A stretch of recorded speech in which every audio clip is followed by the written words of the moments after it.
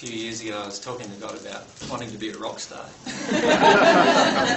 You could do it. And I said, I was praying to him, I was just saying, well, I wish he'd made me a rock star instead of Jesus. And he told me I don't have the voice for it. So, yeah. Tell us a little bit about Elvis. That was interesting what you were saying. Certainly, I love a lot of Elvis songs. So one day I was playing some Elvis songs. I was up here in Newquay actually playing some Elvis songs with a small group of people, and we were just singing them. And my daughter Sarah from the First Century has reincarnated, and she lives in Canada now with her soulmate. It's Luke, the Bible writer Luke, who wrote the book of Luke in the Bible. And she's a very, very good medium, and she was with me at the time, and so I was singing these songs, and I'm feeling, all of a sudden I felt Elvis is here.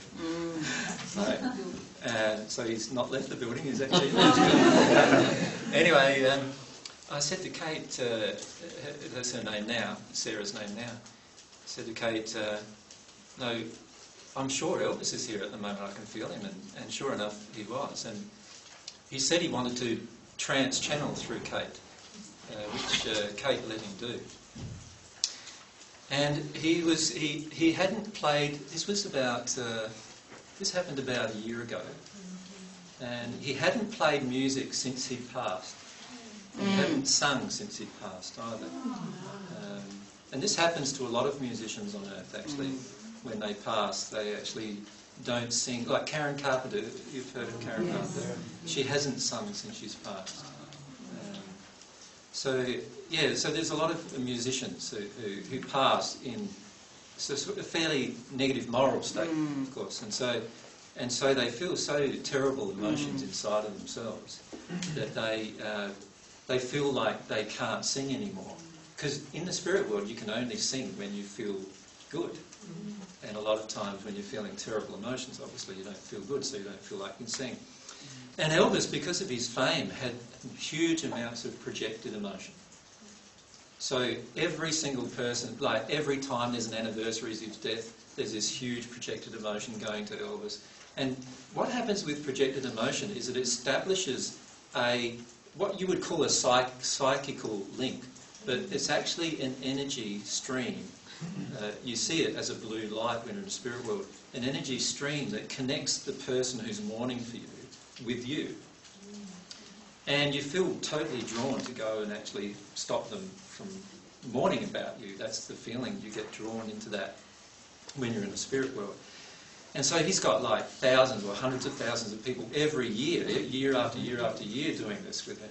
So of course after a while he wants to detune from that, he wants to get away from that. So what he did was he renamed himself. He renamed himself as John, and then stopped speaking with any person, any medium, anybody on earth. And he was on the divine love path. He'd learned a bit about God, and he was on the divine love path, but wasn't sure about how it all worked. But he had this longing for God and had received some divine love. And when we caught up with him, he was in the second sphere of the spirit world.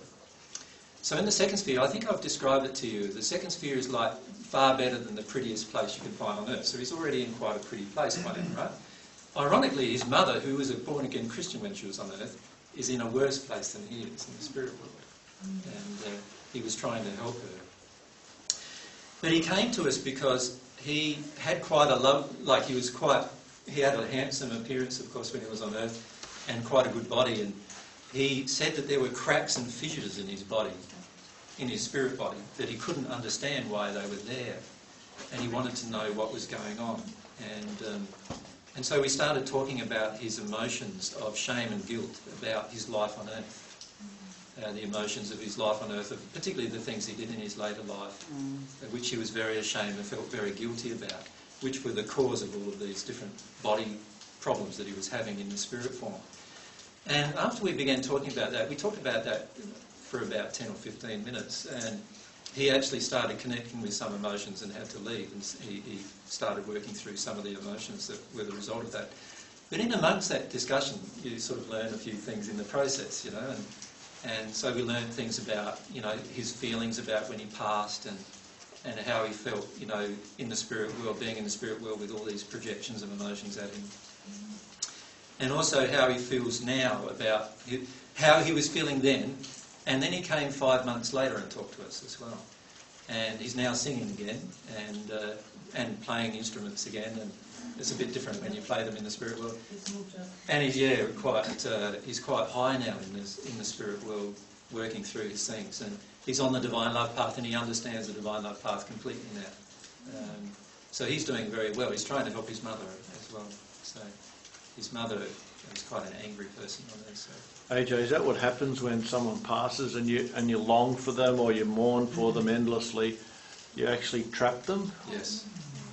Many people who are trapped on the earth plane are actually trapped because of your grief.